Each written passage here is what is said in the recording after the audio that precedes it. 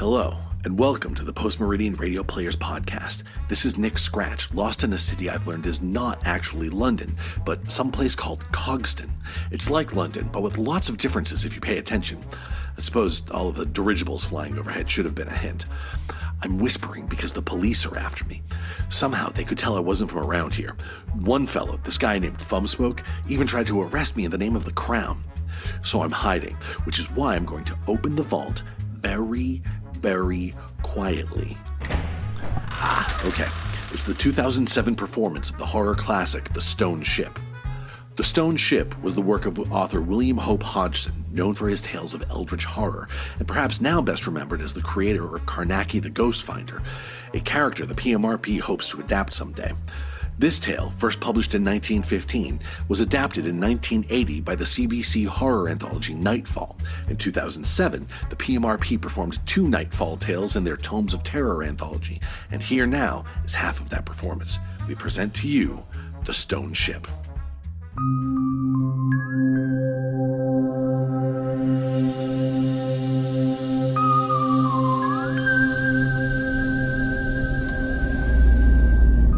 I must go down to the sea again, to the lonely sea and the sky, and all I ask is an old stone ship and a star to steer her by.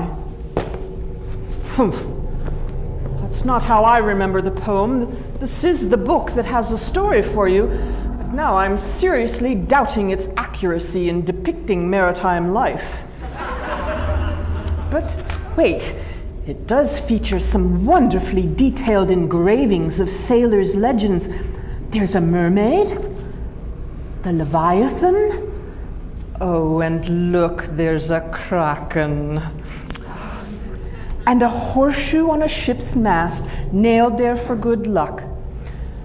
You are probably quite aware that living as precariously as they did on the ocean with their fates in the hands of Poseidon himself, sailors were apt to be rather superstitious, as the Compendium of Knowledge helpfully notes. Let's see. Whistle aboard a ship, for instance, and a storm would arise. Light a cigarette with a candle on land, and a sailor dies at sea. Red sky in morning, sailor take warning. That one at least has basis in fact. Let's not forget that we must take great care to avoid harming our friend, the albatross. Above all the rhymes and restrictions, however, there was one true rule which could never be subverted. What the sea wants, the sea will have. Perhaps that's why sailors loved a good ghost story. While reminding them of this law of the ocean, it eased their troubled spirits. Better those poor drowned souls than them. But what, I wonder, would the sea want with a ship made entirely of stone? Oh, I think we are about to receive an answer. The book is ready to tell its story. The Post-Meridian Radio Players now present William Hope Hodgson's classic tale of maritime monstrosity, The Stone Ship.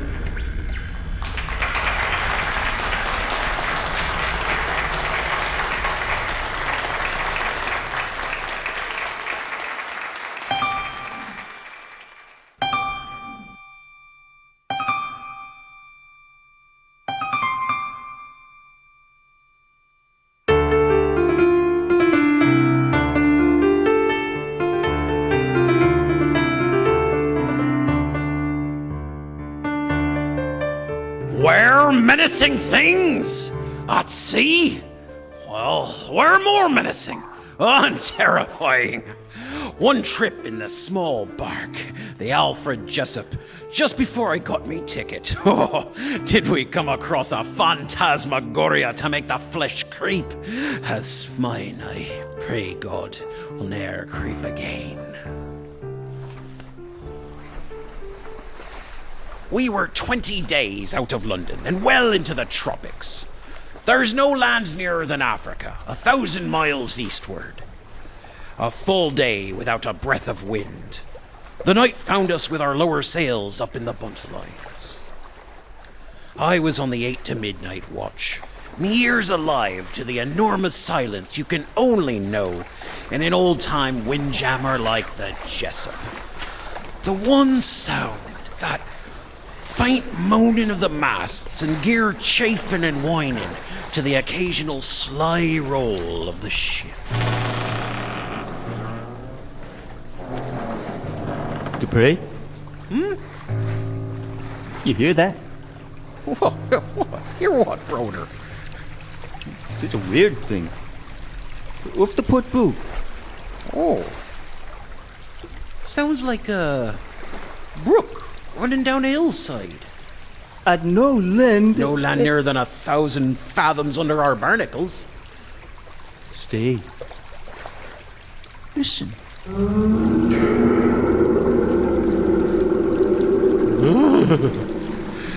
What's that weird smell? Lord love us. At sea since I was a shaver. Never heard the like of that. Go call the second mate, Andrews, and you hurry. Fora, they're on the lookout. Second mate's heard it too. They're coming on the run. What the blazes are you doing? Nothing, sir. Keeping watch. Oh, then what's up? Broder? Dupree? Something off the port bow, sir. Running water. And croaking, groaning. But that stopped. If you've got your night glasses, sir. I can't see a thing. I was missed. Oh, what a devil of a stink. Oh, what's that? Look, sir. Light. Just off the bow. Dupree, take the glasses. See if you can make it out. Moving. 'Tis, and it isn't. Ahoy there! Ahoy! Ahoy there! Lights flickered out. No. They're new. Shooting? That's us? Missed if they are. Keep an eye out. I'm going to call the captain. Do better to call God, methinks. In no time, the second was back, with a captain, mate, and third, all in their shirts and trousers. Anything fresh, Dupree? The light's gone, sir. But that sound of running water isn't still out there.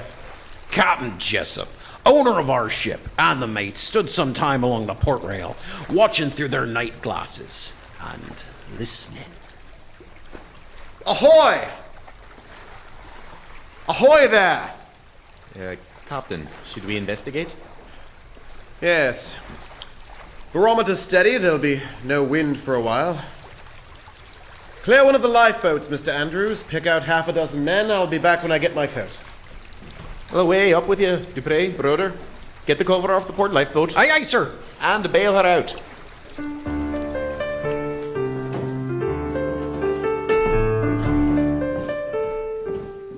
We had the boat into the water within 20 minutes. Broder and I and 4 others from our watch were picked to go. Captain Jessup came down at the end of the main topsail halyards into the boat and the second mate after him. Cast off! Mr. Andrews, take the tiller. Hey, sir. We rode into a warm, wet mist. Captain Jessup took a heavy revolver from the second mate. I knew then he'd had a notion too. We might be moving into something dangerous.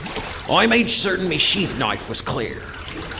Take your bearings by the sound, Mr. Andrews. This is crazy. A running brook in mid-ocean. Good Lord! What's wrong? There's something in the water. It's slithering and writhing around me arm. Gah! It's clutching at it. Oh, it's got a tight hold on it, sir, with its mouths. All this splashing, it's going to swamp the boat. Backwater all. Put some beef into it now. Back!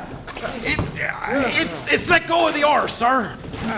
Why in blazes is there no lantern in this boat so we can see what caught Dupree's oar? Back now! Back! What the devil's that? Whatever it was, it came a good bit out of the water to make that much splash. Back oar! Back, men! Back! Back! Well, we wanted nothing of a monster we couldn't see above or in the water. We pulled like madmen to get back to the ship and aboard.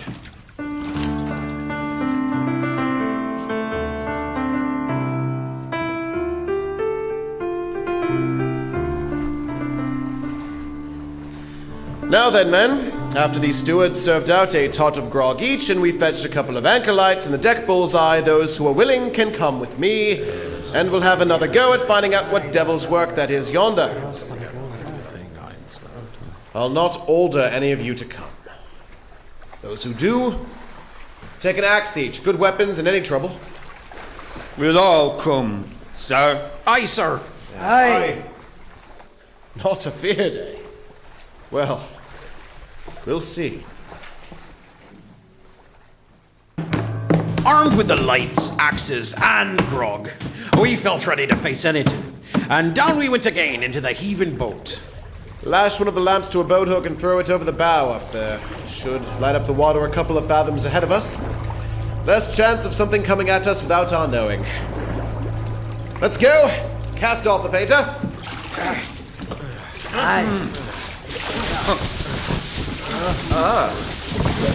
Now it's got my order. Whatever it is. A monster. Something hurled and beat about in a halo of light over the bow of the boat and smashed the boat hook and the lamp. A monster's pulled the oar out of my hands. It's gone. Hold fast. Stop rowing so I can shine this bullseye down and catch a glimpse of that creature. Hold steady. Lord in heaven. The sight. The water was thick and living for yards round the boat with the hugest eels I ever saw. Oh, Mother of God. Save me. Hide me. Dig in, men. Row on. Those eels are a sight, but they don't explain the almighty sounds out yonder. Row, lads. I can't. I got no oar. I'll keep flashing this bullseye around. They don't like the light, those eels. It'll keep them off the oars. No, sir. One's got mine. No, there, see, you flash a light on him and he's gone. Row, lads, row! Mr. Andrews, keep her dead on the noise ahead. Hey, sir. But as we rowed, other sounds began to loom up around us. Strange, cathedral-like echoes. That's a rum thing. Good Lord.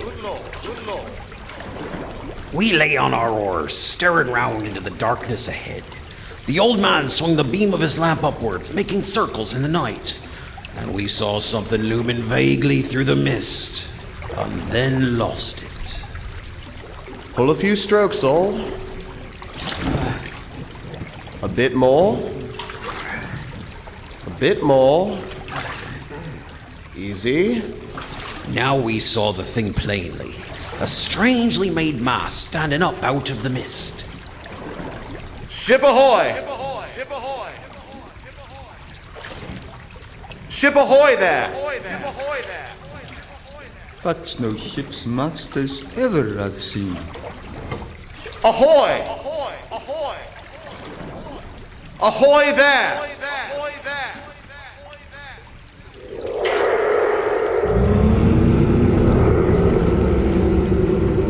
Good Lord. The captain readied his revolver, but didn't fire. I gripped me axe. Stand ready to backwater. Mr. Andrews? Aye, sir. Watch my hand. Steer as I tell you. I could see the thing distinctly now. She was a ship, all right enough. Ah, what a strange one. She lay very high out of the water, and water was streaming down her sides. There's your running water, but what on earth is she built of? It looks like stone, Captain. A stone ship. Floating in mid-Atlantic. And a slime on it.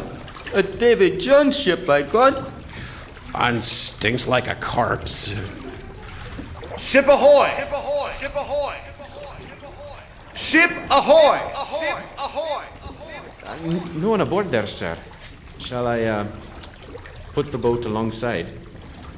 Yes. Let's get to the bottom of this queer thing. A few more strokes there, and we'll board her.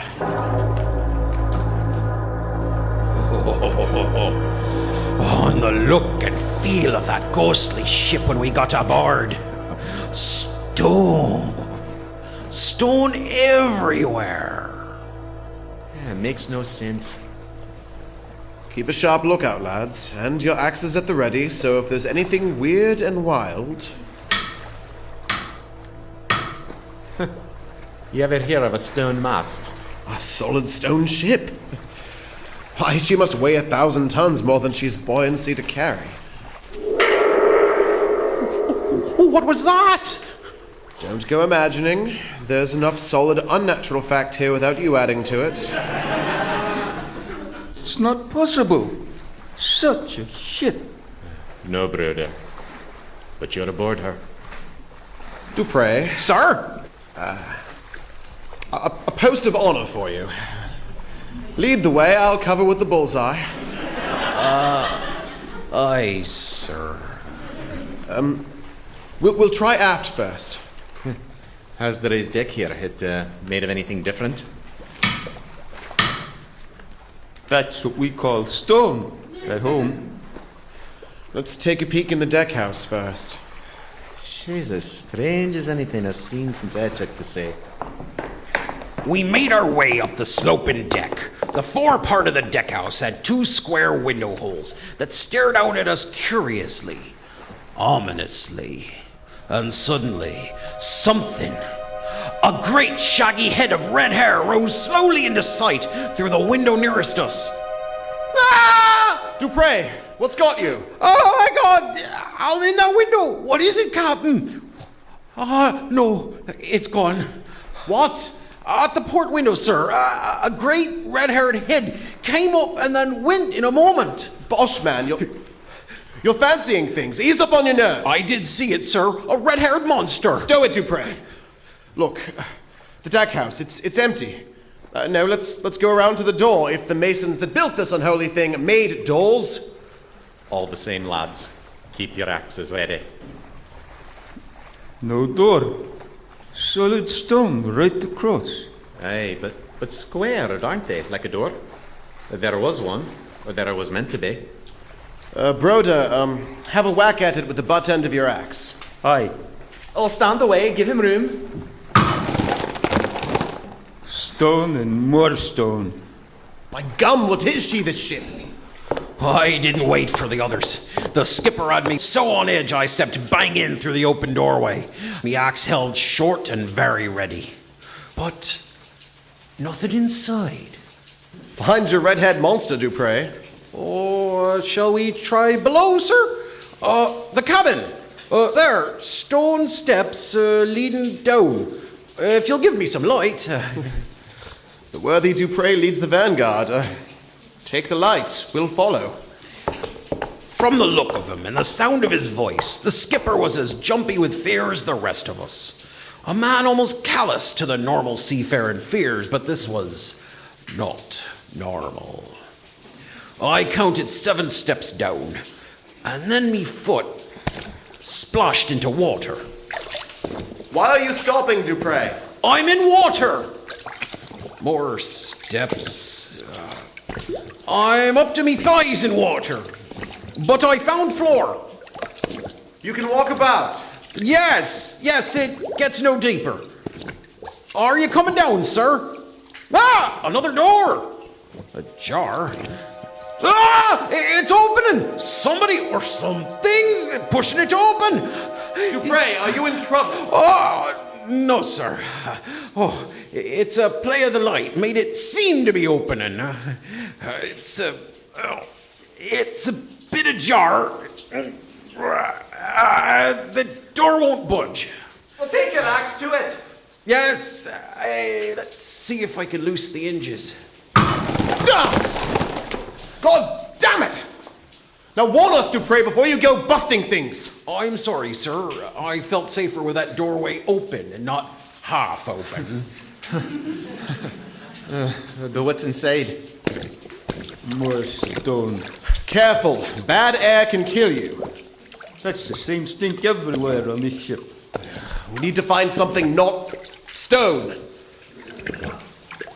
So what's that cabinet over there? Dupre, use the axe. Right, sir. An order this time, sir? An order.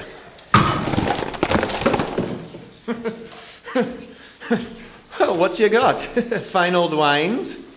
Oh, it's empty. Well, shall we move along? Oh, the less we find, the more mystery.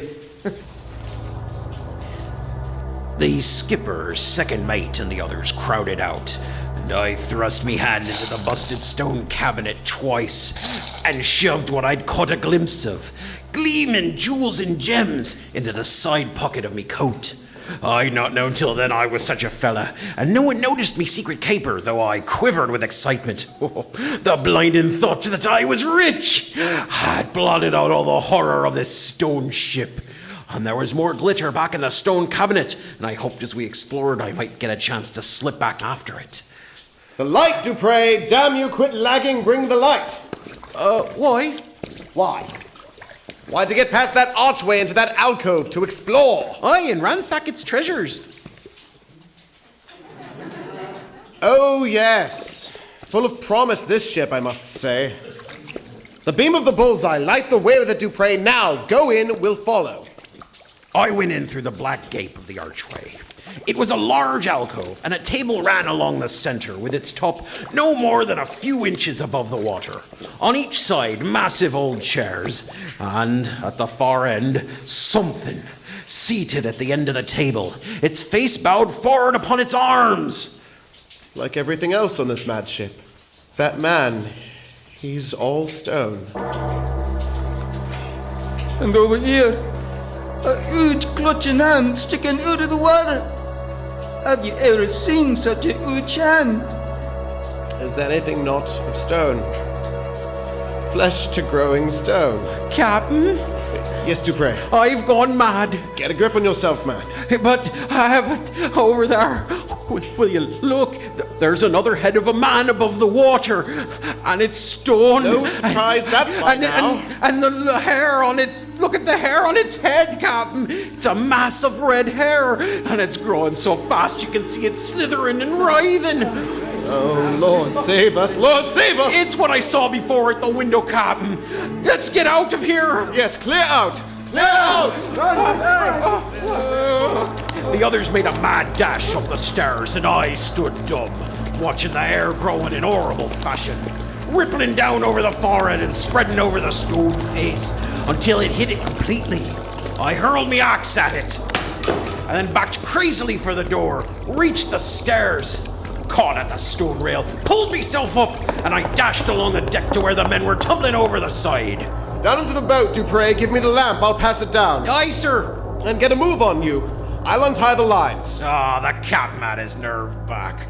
This was more the man I knew. I went over the side, and as I landed on the thwart of our lifeboat, we heard a strange noise from aboard the ship, as if some stone object were trundling down the sloping decks. And we all got the horrors. The stone man! Captain, jump! Jump! Awful sounds came from aboard the ship, and the captain's shadow swung out huge against the mist, then suddenly turned with lamp and revolver. What's he firing at? Is it the stone men, you think? There! Look at the red hair! And we all saw it. The coiling red hair we'd seen growing on the monstrous stone head in the cabin was now curling round the captain. Suddenly, the ship began to cant upward. Men, make your way back to the Jessup. Save yourselves! The stone ship lurched away from us, showed its keel, and then fell clean over on its side. And then a huge wave come up at us and half filled the boat. Captain! Captain! She's going down. She'll crush us. Pull away, men, so we don't get sucked under. Well, put your backs to it, men.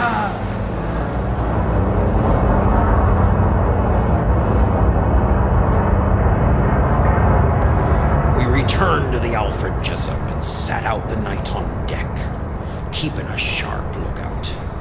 I took a peek at what I'd grabbed.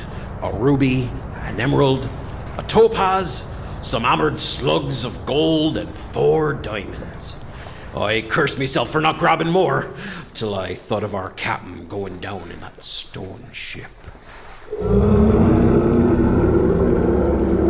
Oh no. I thought with dawn just breaking we'd be done with these unearthly sounds.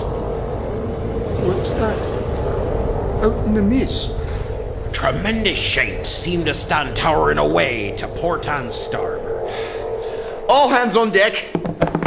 Grab axes and capstan bars and stand by till we find out what this devilment is out yonder. We lined the rail and stared away. Rocks! Rocks. The sea around us was dotted with reefs of jagged rock, thrusting up out of the water, stone spires and arches. Jehoshaphat! How'd we take the ship through that without stoving her in?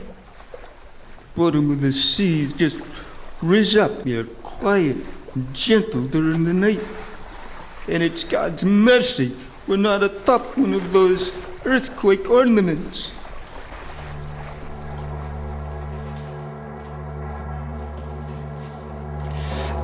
Everything that had looked and sounded mad and incredible in the night became now, in the daylight, natural. The stone ship had been thrust up out of the sea with the slow lifting of the sea bottom. The water pouring out of her was the running brook that we heard. The echoing was the bounce of sound back and forth between the rocks. We rowed out for one last look around for the skipper on the chance we'd find his body. But we didn't.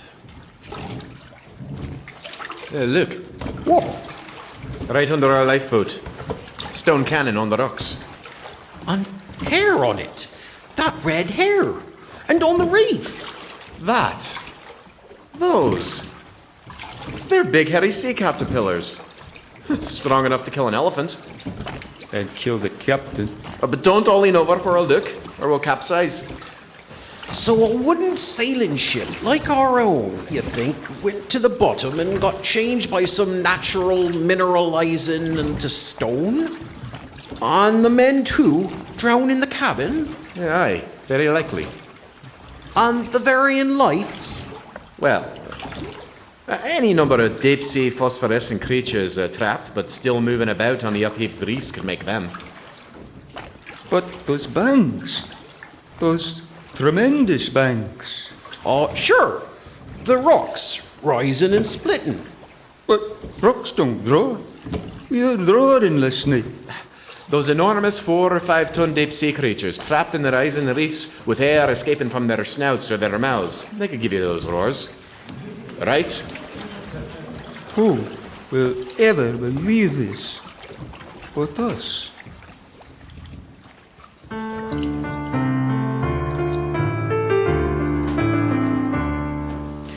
No one aboard ever learned about the jewels. I sold the ruby. Badly, so I've learned since. 20,000 pounds I got for it. But I don't spoil me pleasure by grumbling. The volcanic reefs, which disappeared again in 1883, were charted in the old Nautical Mercury of 1879 under the name of the Alfred Jessup Shoals and Reefs, named after our captain who discovered them and sank into the sea with them, to become like that tomb of a ship he went down in. Stone.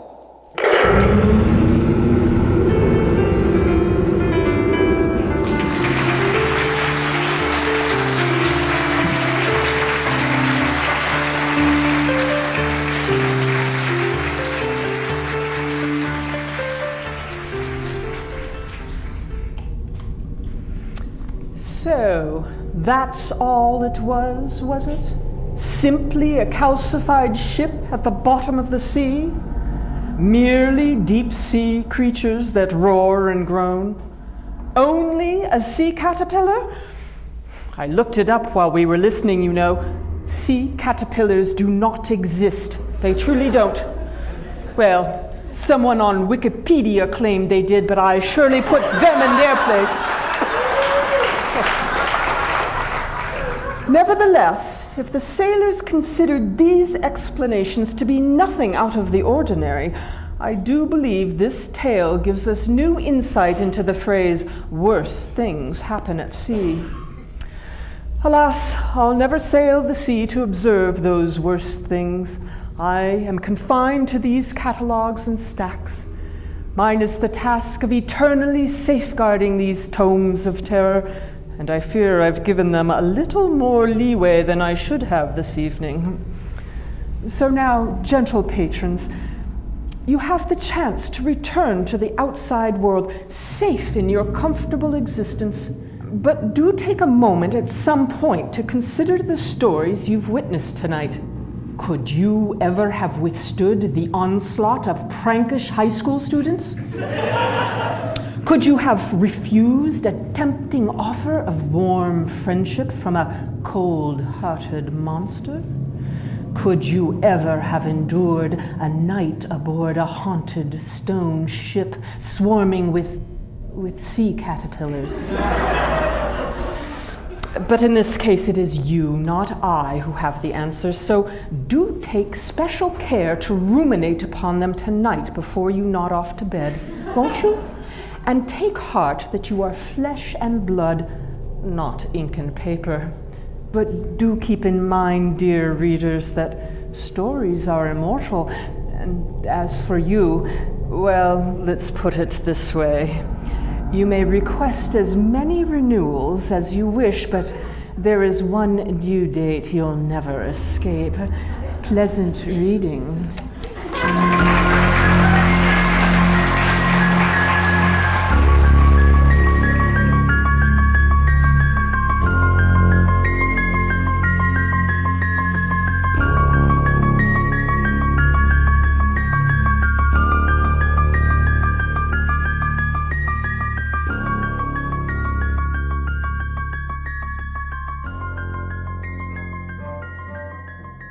In 2 weeks, we present a comedy classic, the Burns and Allen episode, Gracie Takes Up Crime Solving. If you like what you hear, you can check out more about the PMRP, including upcoming performances and auditions at their website, pmrp.org, or their Bandcamp store, pmrp.bandcamp.com. Please support this podcast by giving us a review or recommend it to your friends. Until next time, this is Nick Scratch, boarding a ship bound for overseas. And if I can find my way home, I promise you, I'll catch you around the dial.